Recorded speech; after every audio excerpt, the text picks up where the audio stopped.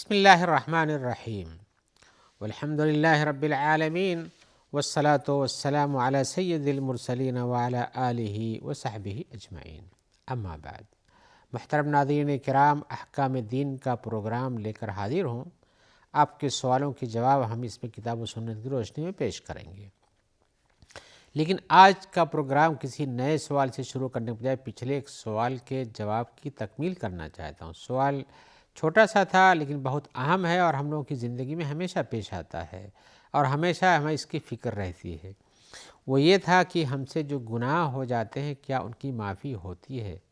پھر اس سوال میں یہ بھی تھا کہ چھوٹے گناہوں کی معافی تو چھوڑیے، بڑے گناہوں کی معافی کے بارے میں بتائے، کیا ان کی معافی ہوتی ہے؟ ان کا کیا کفارہ ہوتا ہے؟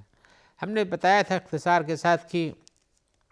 گناہ جو ہوتے ہیں کچھ اللہ کی ذات کے بارے میں ہوتے ہیں، اس کی عبادات کے بارے میں ہوتے ہیں، عقیدے کے سلسلے میں ہوتے ہیں۔ ان کا کفارہ یہ ہے کہ آپ اس سے اچھا خالص توبہ کریں، لیکن کچھ گناہ ہوتے ہیں جو بندوں سے متعلق حقوق العباد میں ہوتے ہیں، ان کی تفصیل کیا ہے میں اس سلسلے میں آپ کو بتاؤں گا۔ تو پہلے جو ہم نے بتایا کہ جو توبہ کرنے سے ہوتا ہے، اس لیے کہ ہر انسان مسرف ہوتا ہے، اپنے اوپر گناہ کر لیتا ہے، ظلم و زیادتی اس سے ہو جاتی ہے۔ کل بنی آدم خطا و خیر الخطائین التوابون، آپ نے سنا ہوگا شاید اس روایت کو کہ سارے انسانوں سے آدم کی اولاد میں سب سے غلطیاں ہوتی ہیں، لیکن غلطیوں میں کرنے والوں میں سب سے بہتر لوگ وہ ہوتے ہیں جو توبہ کر لیتے ہیں۔ حضرت آدم نے بھی ان سے غلطی ہوئی، توبہ کیا تو ان کی معافی ہو گئی۔ ابلیس سے غلطی ہوئی، اس نے توبہ سے انکار کیا، کہا نہیں ہم تو جو کہہ رہے ہیں صحیح ہے، ہماری سمجھ سے، ہماری فقہ سے، ہمارے قیاس سے، ہماری عقل سے، ہم تو مٹی سے نہیں بنے، ہم تو اوپر رہنے والے ہیں۔ توبہ نہیں کیا، قرآن درگاہ بن گیا۔ تو توبہ کرنا یہ انسانوں کے گناہ کو مٹا دیتا ہے۔ اللہ کی مخالفت جہاں ہو جاتی ہے اس سے توبہ کرنا ہی راستہ ہے۔ اور ایسے ہی قرآن مجید کی صورتوں میں، آیتوں میں آپ دیکھیں گے الا من تاب وآمن الذین آمنوا وعملوا الصالحات ثم تابوا، اس طرح کی آیتیں کہ جو لوگ ایمان لائے، عمل صالح کیا، پھر توبہ کیا، اور یہ کہ جنہوں نے گناہ کیا ہے انہوں نے ایمان لائے، عمل صالح کیا اور اس کے بعد توبہ بھی کیا۔ تو توبہ کا تذکرہ اس کام میں آتا ہے، اس لیے کہ ایمان عمل صالح کرنے کے ساتھ اس بات کا بھی خدشہ لگا رہتا ہے انسان کو کہ ہم سے کہیں گناہ بھی ہو سکتا ہے، اور ہو سکتا ہے پچھلے دنوں میں گناہ کیا اور پھر سے ٹھیک راستے پہ آ گیا، اس کا کیا کرے گا؟ اس کے لیے توبہ ہی اس کا دروازہ بنتا ہے۔ تو قرآن مجید میں کئی جگہ اس چیز کا تذکرہ ہے کہ توبہ کرنا چاہیے، عمل صالح کرنا چاہیے۔ ایک آیت جو سب سے اہم آیت سنائی جاتی ہے اس سلسلے میں، جو گناہ کرنے والوں کے لیے امید کا دروازہ کھولتی ہے، امید کا دروازہ کھولتی ہے، وہ آیت ہے قل یا عبادی الذین اسرفوا علی انفسہم لا تقنطوا من رحمت اللہ ان اللہ یغفر الذنوب جمیعا انہ هو الغفور الرحیم۔ کہہ دیجئے کہ اے میرے بندو، رسول سے کہہ دیجئے کہ اللہ تعالیٰ کہتے ہیں کہ اے میرے بندو، جنہوں نے اپنے اوپر ظلم و زیادتی کیا، یعنی گناہ کر کے، غلط کام کر کے، لا تقنطوا من رحمت اللہ، اللہ کی رحمت سے مایوس نہ ہو۔ اس لیے کہ گناہ اور ظلم و زیادتی کرتا ہے، اللہ کی نافرمانی کر بیٹھتا ہے، جس سے روکا وہ کر بیٹھتا ہے، تو انسان کو مایوسی ہوتی ہے کہ ہم کو جو کام کرنا تھا ہم نے چھوڑ کے دوسرا کام کیا۔ آپ دنیا میں دیکھیں گے تو آپ کو پتہ ہے کہ ہم جو کام کرتے ہیں اس کو چھوڑ کے دوسرا کام کرتے تو وہاں نوکری روک دی جاتی ہے، تنخواہ روک دی جاتی ہے، ثواب نہیں دیا جاتا ہے۔ اللہ تعالیٰ کی ذات تو بہت بڑی ہے، لیکن اللہ تعالیٰ یہاں تنبیہ کرتے ہیں کہ اللہ کی رحمت سے مایوس نہ، اللہ کی رحمت بہت بڑی ہے۔ ان اللہ یغفر الذنوب جميعا، اللہ تعالیٰ سارے گناہوں کو معاف کر دیتے ہیں، سارے گناہوں کو معاف کرتے ہیں۔ انہ هو الغفور الرحیم، وہی مغفرت کرنے والے اور رحم کرنے والے بھی ہیں۔ مغفرت کرتے ہیں اور رحم بھی رحم فرماتے ہیں تو مغفرت فرماتے ہیں، ورنہ ہم گنہگار تو سارے لوگ ہوتے ہیں۔ تو اللہ تعالیٰ کی رحمت سے مایوسی تو کفر ہو جاتی ہے، کفر نہیں کرنا چاہیے اور اللہ کی رحمت کی امید رکھنا چاہیے۔ گناہ ہو جائے لیکن اس کے پہلے انسان کو اپنے آپ کو ندامت و شرمساری کی طرف لے جانا چاہیے، توبہ کرنا چاہیے۔ ایسا نہ ہو کہ آدمی، اس لیے کہ انسان جب کسی گناہ کرتا ہے اس پہ سرکشی کرتا ہے، پھر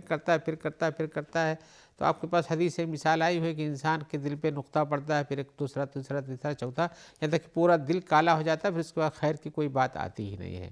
تو انسان گناہوں کو برابر کرتے رہتا ہے تو اس کو جرات ہو جاتی ہے، پھر گناہ کو گناہ نہیں سمجھتا ہے۔ اس سے بچنا چاہیے۔ توبہ استغفار کا دروازہ کھلا ہے، آپ گناہ کرتے ہیں توبہ کیجئے، اس سے بچنے کی کوشش کیجئے۔ تو یہ اس کا راستہ ہے۔ اور اللہ نے ایسے سارے لوگوں کو جو کہ چاہے منافق ہوں، چاہے یہود و نصارہ ہوں، چاہے کفار و مشرکین ہوں، جن کی زندگی میں غلط کاریاں ہوئی ہیں، شرک ہو گیا ہے، شرک، اس پر بھی اللہ تعالیٰ معاف کرتے ہیں۔ شرک کے بعد ایمان لاتا ہے تو پرانے گناہ اس کو مٹ جاتے ہیں سب، تو اللہ تعالیٰ ان سب کے لیے مغفرت درجہ دیتا ہے۔ لہذا استغفار کرنا چاہیے۔ رہ گیا بندوں کا جو معاملہ ہے، جن کے آپ حقوق مار لیتے ہیں، چوری کر لیتے ہیں، گالی دے دیتے ہیں، تھپڑ مار دیتے ہیں، اور اسی طرح سے اس کی عزت و آبرو لوٹ لیتے ہیں، ان سب کے لیے آپ کو اس سے بھی معافی مانگنا پڑے گا، اس لیے کہ اللہ تبارک و تعالیٰ تو رحیم آیت میں ہے کہ اللہ تعالیٰ هو الغفور الرحیم ہے، لیکن انسانوں کو تو آپ نے نہیں کہا کہ ہماری طرح سے سب جتنا بھی ظلم و زیادتی کر جائیں سب چھوڑتے جاؤ، ایسا نہیں ہے، بلکہ انسانوں کو ان کے حقوق دیتے ہیں۔ اللہ تعالیٰ عدل و انصاف والے ہیں، لہذا اللہ تعالیٰ عدل و انصاف کرتے ہیں، اور جب یہ گناہ، یہ ظلم زیادتی جو ہے کسی انسان سے متعلق ہو تو اس کا کفارہ کیا ہے؟ پہلے تو یہ کہ توبہ کرنا چاہیے ہر گناہ سے، اس گناہ سے بھی توبہ کرنا چاہیے کہ دوبارہ ایسا نہیں کریں گے، اور دوسرے کی اصلاح کرنا چاہیے، اور تیسرے یہ ہے اصلاح کے بعد کہ انسان کو اس گناہ کے بارے میں، جس کے بارے میں کیا ہوا انسانی گناہ کسی انسانی شخص کے ساتھ، تو اس سے بھی معافی مانگنا چاہیے۔ اگر کوئی چیز لے لیا اس کو دے دینا چاہیے، کہیں ظلم و زیادتی کیا ہے تو اس سے معافی مانگنا چاہیے، عزت و آبرو لوٹا ہے تو پھر اس کی تعریف و توصیف کرنا چاہیے، تو اس کے ضد میں اس کے الٹا جو ہوتا ہے اس کی تکفیر کی جا سکتی ہے، اس کے لیے تلافی معافات کیا جا سکتا ہے، اس سے کر دینا چاہیے، اس طرح سے اس کا گناہ معاف ہو جاتا ہے۔ لیکن اگر یہ نہیں کرتا ہے تو اللہ سے امید رکھے کہ ہمارے سارے گناہوں کو ہم نے جتنا بھی لوگوں کے ساتھ حقوق تلف کر دیے ہیں سب مل جائیں گے، ایسا نہیں ہے۔ قیامت میں پہنچ کر کے انسان یہاں جو اچھے کام کرنے کے ساتھ گناہوں کو کیے جاتا ہے، سوچتا ہے ہمارے کام اچھے بہت ہیں، ایسے بہت سارے لوگ آپ کو ملیں گے، ارے ہم نے تو اتنا اچھا کام کیا ہے، یہ کر دیا، وہ کر دیا، وہ کر دیا، تھوڑے سے گناہ سمجھتا ہے کہ یہ بھی کر دیا ہے، لیکن آپ کو کیا معلوم کہ آپ کے تھوڑے سے گناہ آپ کے بڑے گناہوں کو ڈھانپ لیں گے، اور وہاں پہنچ کر کے آپ کو اس کے دینا پڑے گا تو کیا حال ہوگا۔ اس لیے کہ وہاں تو آپ کو گناہوں کے بدلے میں، آپ جو انسانوں کے ساتھ آپ نے بے وفائی کی ہے، جو حق تلفی کی ہے، اس کا بدلہ آپ کے ثواب سے نکال کر دیا جائے گا، پھر وہاں ایسے لوگ مفلس ہو جائیں گے، لہذا اس کے دھیان رکھنا چاہیے، اور وہاں پہ ادائیگی کی بجائے یہیں کر لینا چاہیے۔ آئیے ہم ایک سوال کی طرف آتے ہیں، جس میں پوچھا جا رہا ہے کہ ہم لوگ یہ جانتے ہیں کہ ہمارے ساتھ دو فرشتے ہوتے ہیں جو ہمارے اعمال کو لکھتے ہیں، کرامن کاتبین کہتے ہیں اس کو ہم، لیکن ان کا سوال یہ ہے کہ کیا کفار کے ساتھ یا یہود و نصارہ کے ساتھ یا مشرکین کے ساتھ بھی دو فرشتے لگے رہتے ہیں جو ان کی اچھائیوں کو اور برائیوں کو لکھتے ہیں، اور اس کا کیا فائدہ ہے؟ ظاہر بات ہے سوال ان کے ذہن میں آیا ہوگا کہ کافر تو کافر ہی ہے، اس کی اچھائیاں لکھنے سے اس کو کچھ ملنے والا نہیں، برائیاں لکھنے سے بھی اس کو، اس لیے کہ جب کفر کیے ہوئے شرک کرتا ہے یا کفر کرتا ہے جس کی معافی نہیں ہوتی ہے تو سارے کام برباد ہو جائیں گے، پھر اس میں لکھنے کا کیا سوال پیدا ہوتا ہے؟ اس کا ایک رجسٹر تو معلوم ہے کہ اس نے کفر کیا ہوا ہے، تو اس کا کیا فائدہ ہے؟ تو ہم جواب میں کہیں گے بھائی دیکھیے، اللہ تبارک و تعالیٰ نے انسانوں کو پیدا کیا ہے اور ان کے ساتھ اس طرح کے حساب و کتاب کا نظام بھی لگا رکھا ہے۔ آپ سوچیں گے یہ کیسے ہوتا ہے؟ اللہ تعالیٰ فرماتے ہیں وَلَقَدْ خَلَقْنَا الْإِنسَانَ وَنَعْلَمُ مَا تُوَسْوِسُ بِهِ نَفْسُهُ وَنَحْنُ أَقْرَبُ إِلَيْهِ مِنْ حَبْلِ الْوَرِيدِ۔ سورہ قاف کی آیت ہے کہ ہم نے انسان کو پیدا کیا اور اس کے نفس میں کیا کیا وسوسے خیال آتے ہیں ان سب کو ہم جانتے ہیں، اور اس کی گردن کی رگ جس سے اس کی زندگی اور حیات باقی ہے اس سے بھی زیادہ ہم اس سے قریب ہیں۔ اِذْ يَتَلَقَّى الْمُتَلَقِّيَانِ عَنِ الْيَمِينِ وَعَنِ الشِّمَالِ قَعِيدٌ، اور جبکہ اس کی طرف سے دو چیزوں کو پکڑنے لکھنے والے دائیں بائیں سے بیٹھے ہوئے ہیں، مَا يَلْفِظُ مِنْ قَوْلٍ إِلَّا لَدَيْهِ رَقِيبٌ عَتِيدٌ، کچھ بھی اس کی زبان سے نکلتا ہے تو اس کے پاس نگراں بیٹھے ہوئے ہیں جو اس کی نہیں اپنے حساب سے لکھتے ہیں، جو ہے وہی لکھتے ہیں، اس کے کہنے میں نہیں ہوتے ہیں۔ تو کوئی بھی انسان پیدا ہوتا ہے اس کے ساتھ یہ دونوں لگے ہوتے ہیں اچھائی اور برائی لکھنے کے لیے۔ ایسے ہی یہ اچھائی برائی لکھ کر کے اس کے اعمال کا احصاء اور اس کی رپورٹ لکھ تیار رکھتے ہیں، جیسے آپ کو کہیں اکاؤنٹنٹ سے چارٹرڈ اکاؤنٹ سے کام کرانا ہو، یہ سب تیار رکھتے ہیں، ان کا حساب کتاب میں کوئی وہی نہیں ہے، اس کا آپ کے سامنے اس کا حساب بھی پیش کیا جائے گا قیامت کے دن انسانوں کے اعمال پیش کیے جائیں گے کہ تم نے یہ کیا کہ انکار نہیں کر سکتا ہے، اس کے ہاتھوں سے کیا ہوا، اس کے منہ سے بولا ہوا، اس کے زبان سے کہا ہوا، اس کے آنکھ سے دیکھا ہوا، اس کے پیر سے چلا ہوا جو بھی گناہ ہے، یہ سب آپ کے جسم سے ہی گواہی مل جائے گی، الگ سے اس پیپر میں بھی تیار رہے گا جس کو فرشتے لکھتے ہوں گے، چاہے وہ کسی بھی چیز میں لکھتے ہوں، ہم نہیں کہتے پیپر ہی ہوتا ہے، یہ تو ایسے مثال کے طور پر نکل گیا، تو فرشتے لکھتے ہیں اس چیز کو۔ اور آج تو آپ جانتے ہیں لکھنے کا ذریعہ پیپر ہی نہیں، بہت سارے وسائل تو آج آپ خود ہی دیکھ رہے ہیں جہاں اس چیزوں کو محفوظ کیا جاتا ہے، بڑے سے بڑے دفتر کو، بڑے سے بڑے حساب و کتاب کو، زندگی بھر کے حساب و کتاب کو چھوٹی سی چیز میں محفوظ کر لیا جاتا ہے، اور آپ جب چاہیں کھول کر دیکھ سکتے ہیں اس کو۔ تو اس طرح سے ہے، تو اللہ نے فرمایا کہ ہر انسان کو پیدا کرنے کے ساتھ اس کے ساتھ دو ہوتے ہیں دائیں بائیں جو اس کے حساب کتاب کو لکھتے رہتے ہیں، اور ایسے ہی اسی کتاب کو وہاں پیش بھی کیا جائے گا، کتاب میں لکھنے کو لکھی ہوئی چیز کو پیش کیا جائے گا۔ اللہ فرماتے ہیں وَتَرَى كُلَّ أُمَّةٍ جَاثِيَةً كُلُّ أُمَّةٍ تُدْعَىٰ إِلَىٰ كِتَابِهَا، ہر امت وہاں میدان محشر میں گھٹنوں کے بل بیٹھے ہوں گے ڈر کے مارے، جیسے مجرم بیٹھائے جاتے ہیں، اور ان کی جو کتاب ہے، یعنی ان کا جو اعمال نامہ ہے جس کو ہم لوگ کہتے ہیں، اس کی طرف ان کو بلایا جائے گا۔ کیا کہا جائے گا الیوم تجزون ما کنتم تعملون، آج کے دن جو تم نے زندگی بھر کیا ہے اس کا حساب کتاب دے کر کے آپ کو بدلہ دیا جائے گا۔ ھذا کتاب ینطق علیکم بالحق، اللہ تعالیٰ فرماتے ہیں یہ ہماری طرف سے لکھی ہوئی کتاب ہے، تمہارے لکھوائی گئی کتاب ہے جو تمہارے بارے میں بالکل حق بات ہی کہتی ہے۔ انا کننا نستنسخ ما کنتم تعملون، جو کچھ تم کرتے تھے اس کا نسخہ، اس کی کاپی اس کو لکھا کرتے تھے، لکھایا جاتا تھا۔ تو انسان کے ہر چیز کو لکھا جاتا ہے اور لکھنے والے فرشتے موجود ہیں، اور اس کا اثر کیا ہوگا، اس کا انجام یعنی کیوں لکھا جاتا ہے۔ آپ کو سوال تھا کہ جب ان کے زندگی کے اعمال ہی پورے خراب، ان کو جہنم میں جانا ہے ان کے کفر و شرک کی بنیاد پر، تو پھر ان کے لکھے جانے کی کیا ضرورت ہے۔ تو اللہ تعالیٰ فرماتے ہیں فَأَمَّا الَّذِينَ آمَنُوا وَعَمِلُوا الصَّالِحَاتِ فَيَدْخُلُهُمْ رَبُّهُمْ فِي رَحْمَتِهِ، جن لوگوں نے ایمان کا کام کیا، ایمان لائے اور اچھا کام کیا، تو اللہ تعالیٰ ان کو اپنی رحمت میں داخل کریں گے۔ ذَلِكَ هُوَ الْفَوْزُ الْمُبِينُ، یہی بڑی کھلی ہوئی کامیابی ہے۔ وَأَمَّا الَّذِينَ كَفَرُوا، لیکن جن لوگوں نے کفر کیا، زندگی بھر برا ہی کام کرتے رہ گئے، یعنی کفر و شرک کا کام کرتے رہے، افلم تکن آیاتی تتلی علیکم، تمہارے اوپر کیا اللہ کی آیتیں نہیں بتائی کہ بھئی ایک رب ہے جس پر ایمان لاتے ہیں، یہ قوم ہے، یہ کتاب ہے۔ فاستکبرتم، اور تمہیں پتہ بھی چلا لیکن تم نے کبر و غرور سے کام لیا کہ ارے ہم چھوڑو، ہم اس سے بڑے، ہم کوئی ماننے کی کیا ضرورت ہے۔ وکنتم قوما مجرمین، اور تم لوگ مجرم قوم تھے۔ تو جب جرم کیے ہیں تو اس کا بدلہ وہاں اسی کتاب کو پیش کر کے دیا جائے گا، دیکھو تمہارے جرم کا پورا کھاتہ یہاں موجود ہے۔ اللہ تعالیٰ چونکہ حاکم ہیں، عادل کرنے والے ہیں، لہذا وہاں کسی کو یوں ہی نہیں کہ تم مجرم چلو اور تم مجرم چلو،